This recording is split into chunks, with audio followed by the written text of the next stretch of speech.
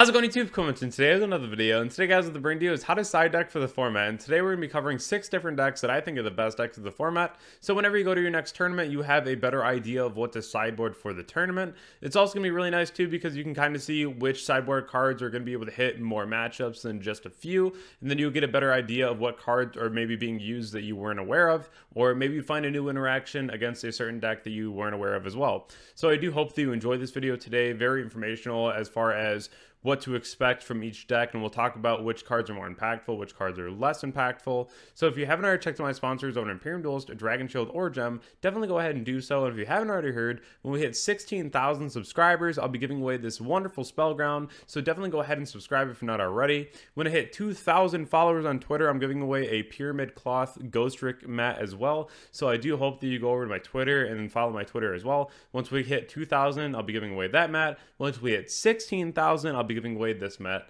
So I have a couple giveaways going on right now, and there's going to be more in December as well. So I do hope that you're all excited for that. And without further ado, let's hop right on into the video. So the first deck that I want to cover right now is going to be Naturia. This deck just definitely has a lot of recursion with Mole Cricket, with Camellia. Then you also just have like Sunflower with Camellia is like infinite monster negates, which is pretty crazy. Naturia Blessing is really cool. It's a quick effect to be able to reborn non-targeting, or you can go ahead and synchro or fuse. So there's a couple really cool cards that this deck does have to offer. There's been a couple different really cool builds as well, but just overall, talking about siding against Naturia, you don't really want to do a whole lot of board clearing unless you're already able to establish your own board, because a lot of the monsters will come back, like Mole Cricket. If you special summon from the extra deck, then they're allowed to go ahead and bring back Mole Cricket, which can go ahead and special summon monsters from the deck as well. So that's why I would really recommend having cards like Bell that can go ahead and stop those effects in the graveyard. I really like Gamma as well. I think this card's very strong as far as just stopping the initial setup, especially against Camellia when it hits the board. Also, Imperm's another really strong card to consider as well, just to be able to stop the initial combo. Droplet is another card, just being able to negate like the stink bug in the board that's protecting their board from battle. You can go ahead and negate like the Sunflower or even Dark Ruler, just to be able to negate the whole board. So there's definitely a few things that you want to keep in mind. The fact that the deck has a lot of recursion, but the deck itself doesn't really put up the strongest boards. And I say Droplet and Dark Ruler specifically because you want to make sure that you're playing around Nat Beast, because that's still a very real card that the deck can summon. Of course, if you're playing like Tearlament, you don't really care too much about a Nat Beast. You play like 6 or 7 spells, so it's not really that important. But it's still something that you want to keep in the back of your mind on top of like all the monster negates that also happen. So that's why if you have the option for like a Spear mode or a Lava Golem, it's probably going to be a very solid option as well. But at the same point, just be aware that there is a lot of recursion out of the deck whenever you go ahead and try to summon from the extra deck. So there's going to be a few different things that you got to just make sure that you can mitigate before you combo. It's kind of the same thing with Sun Avalon. I didn't include that in this video, but you still have to worry about monsters in the grave the same way. So just kind of keep that in your mind whenever you're playing against Naturia, that the graveyard is still kind of like a second hand as well. Moving on to Tearlament, of course, we got to talk about Tearlament and how you can really be able to counter this deck because it's just so strong and what it can do. So talking about Gamma, again, this is a card that usually is just hitting Dweller if you really care about Dweller in the matchup. But I really like using Gamma. If your opponent goes like Keldo and pitch one, then you can go ahead and Gamma the Keldo, especially if it's like Keldo pitch Mudora and then you're forcing out 2 cards from their hand, or if they go the Keldo pitch Kelbeck and then you're forcing the mill 5, especially if the mills can go in your favor as well, it's definitely going to be a pretty solid option. Or if your opponent is trying to activate like a name in the graveyard, you can go ahead and Gamma that as well. Also not included on this is Bystials, but of course most decks are just maining those right now. If you can side more, you probably should side more just because it's really strong against the matchup. The other one is Bell. Again, being able to stop the Bystials, being able to stop the Mudora and Keldo effect is absolutely huge.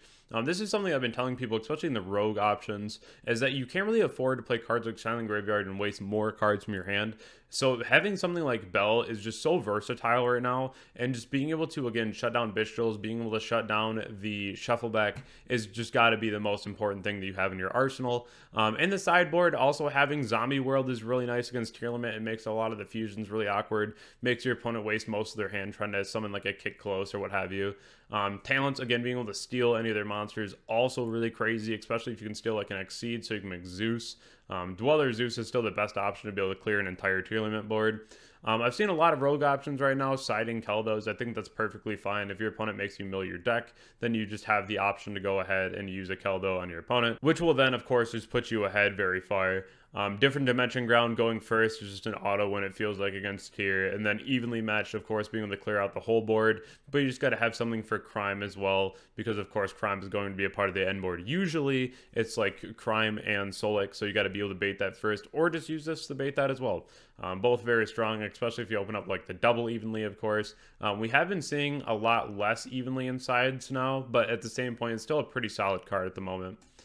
Talking more so about Spright, this is a deck that we're seeing a lot of still. It's still very strong, a lot of different options in the deck, especially Angler, of course, just being the name of the game right now, being able to special summon so many free cards from the deck. So Gamma, you will see this in most of the sideboard options because Gamma is just overall so very generic, and it also is just something that is able to destroy something, of course. So if your opponent goes like Nimble Beaver and then you Gamma it, like, better have starter, you know, so at that point they're just going to lose if they don't have starter. Gamma overall, my personal favorite card, and I just think that it's just such a good card, and it's so mandatory in the sideboard right now. I think that you just realistically need this. Also, deck Devi against Spright, also just going to be a very strong card. If you're playing any of like the Bystials, I really like the Bystial Eradicator interaction because the Eradicator has to tribute a 2,500 or more. All the Bystials are 2,500, so really cool. Imperm is something that you don't really see very often. I do like it as a sideboard card still against the Kit Kalos, against the Spright engine as well. Even using Imperm against a lot of these other rogue options that you'll see here soon. It's just overall a very strong card. Again, something that is not really in the meta too much right now, but I could see a large swing of using Imperm again coming very soon. Evenly matched, there's a lot of back row that Spright sets up, whether it be an Imperm, Double Cross, Starter, Smashers, like all these different cards you just want to go ahead and clear as soon as possible, and Evenly just really does deal with most of that. Same with Twins, same with Lightning Storm, just having so much back row now. These are cards you just really want to make sure that you're siding in against Spright, because the end board isn't really that scary as far as monsters, right? Now it's just mostly back row that you got to worry about, so this is something that you should definitely be on top of here. Also, Lava Golem, just being able to clear like the elf and maybe like a red, or if they have like a toad on their board still. Just a few things you want to make sure you can just clear right away. And of course, if you're playing like Tearlament, you don't really need your normal summon, so Lava Golem still a very strong option here. The next deck here is going to be Floowandereeze. Floowandereeze is definitely one of those decks that's pretty annoying, and it's something that you really want to make sure that you can out. If you have a strong side, you're able to win this matchup pretty well. And that's going to be cards like Zombie World, of course. This is just way worse than Mystic Mining a combo deck. If you Zombie World Floowandereeze, if they don't have the out, it's literally just GG. The deck cannot function under Zombie World. Is kind of crazy. So it's really funny just seeing Zombie World on everyone's side again, just because of the fact that like it specifically beats Floowandereeze, but it also just has really nice interactions with the meta as well. And we'll talk more about that a little more down the line here. Gamma, of course, being able to hit D Shifter immediately, so you don't have to worry about that. Just a really strong one. I side in Gamma, and then I already have Orange Light in my deck, so I just really don't want to lose the D-Shifter. If they don't have Map and you're able to just Gamma the first summon, again, also very strong too. But usually you're just siding in Gamma, so you can potentially shut down the D-Shifter. Imperm, again, it's one of those cards where if they have the Advent, they have the Advent, but you're hitting Eglin every time and just putting them on. You don't have Empen. But again, if they have Advent, they have Advent. It's kind of like Circle and Sword Soul. It is what it is, but it's still really strong to have. Droll against Floowandereeze, again, they cannot function under this card, very strong. Droplet for the end board, Dark Ruler for the end board, and then even Raigeki just being so strong, and then just essentially putting your opponent just on Dreaming Town, which is insane, because it's like, what do they really summon? It's like maybe they can summon out another Empen, maybe they're playing a second statue, and then if you have like Raigeki, they chain Trap, they summon a monster, then you Gamma the monster, like also pretty crazy. I did a similar play back at the regional this past weekend, so a lot of different things that you can go ahead and accomplish with this. All very strong side options for this deck. The next one's going to be Bystial D-Link. Again, this deck really focuses on Diabolos and Levianeer to rip cards out of the hand. Being able to summon out Lubellion, getting to that regained, getting to that branded beast, really strong as well. Being able to get that free draw and recycle things like Striker Dragon without Chaos Space, really insane. Being able to recycle Striker Dragon alone just puts this deck so far ahead from what D-Link was at, because of the fact that like that was always the biggest concern, right? Was how do you get back to Striker Dragon, especially if your Borland gets dealt with and you go ahead and bring it back as well. well with like a recharger. So there's a lot of different interactions that you can do in this deck, which is really nice. And of course, just being that rip 2 out of your opponent's hand being so detrimental to most matchups. So with this one, again, Gamma, Zombie World, just really reoccurring themes here. Both of them really strong. Your opponent can't summon things like Romulus, like Striker Dragon under Zombie World. Really amazing. Gamma on most things, even like going Seyfert, pitch a monster, and then gammaing the Seyfert. Really crazy. Also, just a GG at that point. Having Droll, it's pretty strong because there's enough adds in the deck that it matters between adding and drawing. Even Lubellion searching a Bystial, and then you can shut off like the Magnamut search in the end phase. So there's a lot of different things that Droll just really does accomplish. D-Shifter, if you can side it. This is mostly toward like Spright, because a lot of decks aren't really siding Shifter, they're just maining it if they can main it. But if you're playing like Spright, this is a matchup where I would 100% be putting in D-Shifter, of course.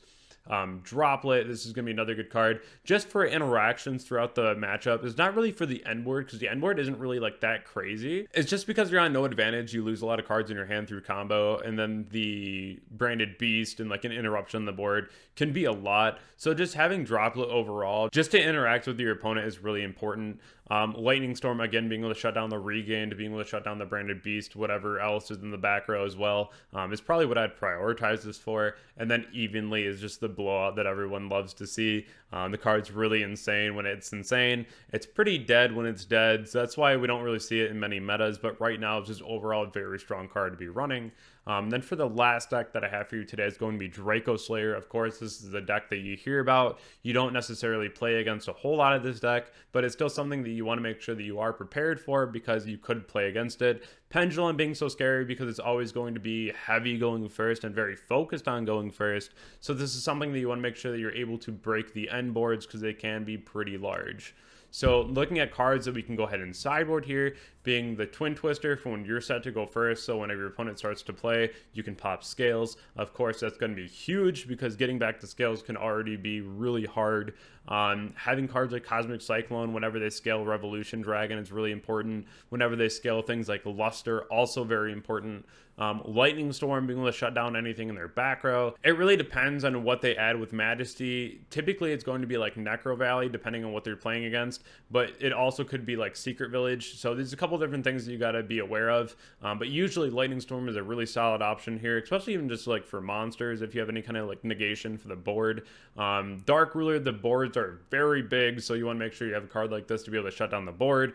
Droplet, if this is what you can draw into, of course you want to be able to see something to be able to negate a couple cards. Evenly matched, again, just being able to blow out the board. Gamma is also going to be another really strong option. You want to be able to shut down like the Beyond the Pendulum. You can shut down the Ignister. You can just wait for the Majesty so that they can't add things like Necro Valley. And then at least you can deal with the board without having to deal with not being able to use your graveyard. So a couple different things to consider here, all very strong. I do hope that you enjoyed today's video, talking more so about the board breakers you can side, different hand traps for different matchups. All these are going to be the most relevant matchups that you'll play against in tourneys right now. So I definitely think that that's going to be some of the best options that you'll have. If you haven't already joined my Discord and my Twitch, my Twitter, my Instagram, definitely go ahead and do so, all down in the description below. And if you want a coaching session over at Metafy, definitely feel free to let me know in Discord. We can pick a session for you, and I hope that everyone has a wonderful night, and I'll catch you all in the next video. Thank you.